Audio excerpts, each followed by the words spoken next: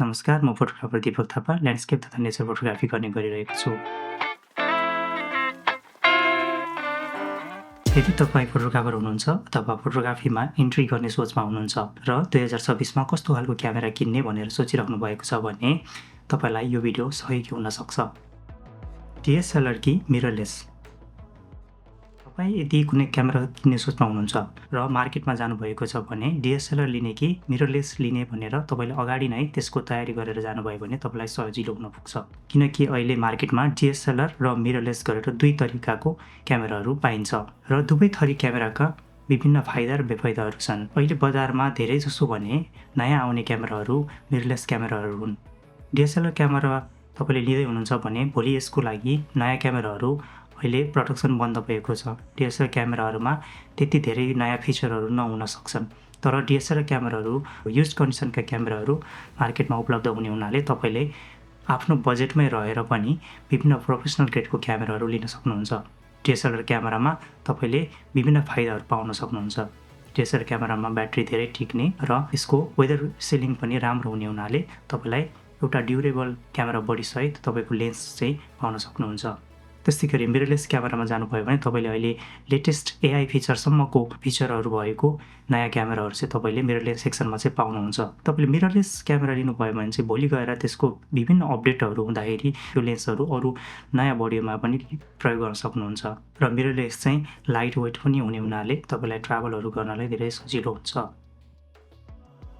Camera body वा lens?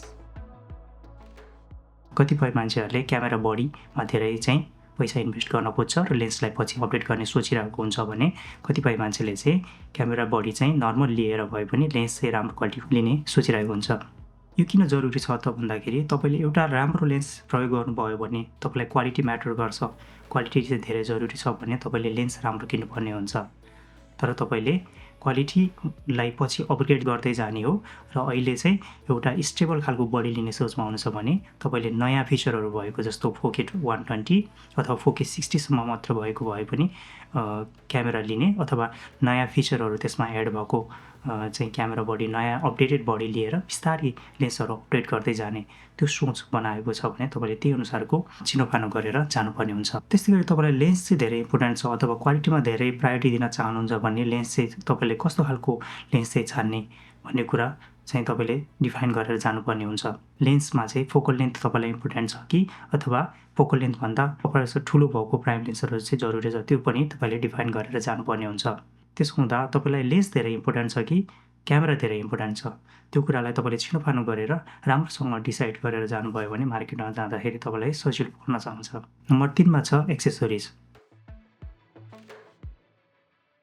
तपाईँले कुनै क्यामेरा वा लेन्स मात्र किनेर पुग्दैन। कुनै पनि क्यामेरा वा लेन्स लिइसकेपछि त्यसमा विभिन्न थरी एक्सेसरिजहरू चाहिँ किन्नुपर्ने हुन्छ।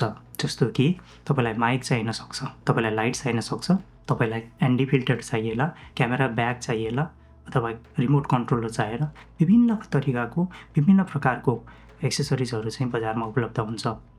यो कुराहरू सबै तपाईँले बुझेर मात्र कुनै क्यामेरा किन्न जानुभयो भने तपाईँलाई बल्ल राम्रो डिसिजन गर्न सहयोग पुग्छ। त्यस्तै अर्को नम्बरमा छ तपाईँको जनरा। तपाईँ चाहिँ भर्खर इन्ट्री लेभलमा हुनुहुन्छ अथवा तपाईँले चाहिँ कुनै पनि कुराहरू बुझ्नु भएको छैन भनेदेखि तपाईँलाई एक खालको क्यामेरा चाहिन सक्छ। त्यस्तै तपाईँ ट्राभलिङ गर्दै हुनुहुन्छ भने त्यो ट्राभलिङ सम्बन्धी लाइट वेट अथवा त्यही खालको चाहिँ क्यामेरा चाहिने हुनसक्छ।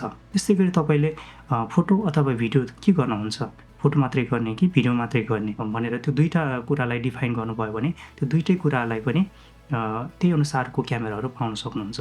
त्यस्तै गरी तपाईँले कुनै काम चाहिँ अब अलिकति केही सिकिसक्नु भएको छ र कामलाई चाहिँ फोटोग्राफी र भिडियोग्राफीको कामलाई चाहिँ प्रोफेसनली गर्दै हुनुहुन्छ भने त्यही खालको गियरहरू चाहिँ किन्न जानुपर्ने हुन्छ। त्यस्तै गरी तपाईँलाई फोटो भिडियो दुवै चाहिने खालको क्यामेरा चाहिएको छ भने त्यो खालको लागि छुट्टै कम्पनीले चाहिँ अर्कै खालको क्यामेरा बनाएको हुन्छ। त्यसको लागि नै तपाईँले डिफाइन गरेर त्यही अनुसारको बजेट तयार गरेर जानुपर्ने हुन्छ। यसरी तपाईँको क्यामेराको तपाईँको फोटोको अथवा भिडियोको तपाईँको जनरा अनुसार पनि तपाईँले कस्तो क्यामेरा किन्ने भनेर तयारी गरेर जानुपर्ने हुन्छ। 5औं नम्बरमा मैले राखेको छु बजेट। सबैभन्दा इम्पोर्टेन्ट फ्याक्टर भनेको बजेट पनि हो। किनभने तपाईँले एउटा कुनै खालको लगानीको लागि तयारी गर्नुभएको छ, तपाईँले एउटा चाहिँ बजेट तयार गर्नुभएको छ, तर त्योभन्दा गलत तरिकाको चाहिँ तपाईँले सेटअपहरू चाहिँ तयार गर्नुभयो भने तपाईँले किनेको अथवा लगानी गरेको पैसा चाहिँ खेर जान सक्छ। जस्तो कि तपाईँले एउटा क्वालिटीमा डिएसएलआरको युज्ड क्यामेराहरू युज गरेर त्यही खालको क्यामेरा र लेन्सको सेटअप गर्दै तपाईँले एउटा बजेटमा काम गर्न सक्नुहुन्छ भने तपाईँको लङ टर्म इन्भेस्ट हो, पछिसम्मको लागि हो, अथवा तपाईँलाई फिचरहरू धेरै चाहिन्छ भने त्यो अनुसारको मिररलेस क्यामेराको सेटअप बनाएर लङ टर्म इन्भेस्ट गर्न सक्नुहुन्छ। अथवा तपाईँलाई भोलि गएर चाहिँ कुनै ट्राभलहरू मात्रै गर्दै हुनुहुन्छ अथवा तपाईँको जनाअनुसार जस्ट नर्मल फोटो अथवा भिडियो मात्रै खिच्ने हो भने, अथवा ट्राभल मात्रै गर्ने भिडियो हो भने चाहिँ तपाईँलाई DJIको पोकेट 3 भन्ने जस्तो क्यामेराहरू, यस्तो क्यामेराहरूले तपाईँलाई अझ बढी सहयोग लाइट वेट हुने हुनाले अझ बढी हेल्प गर्न सक्छ।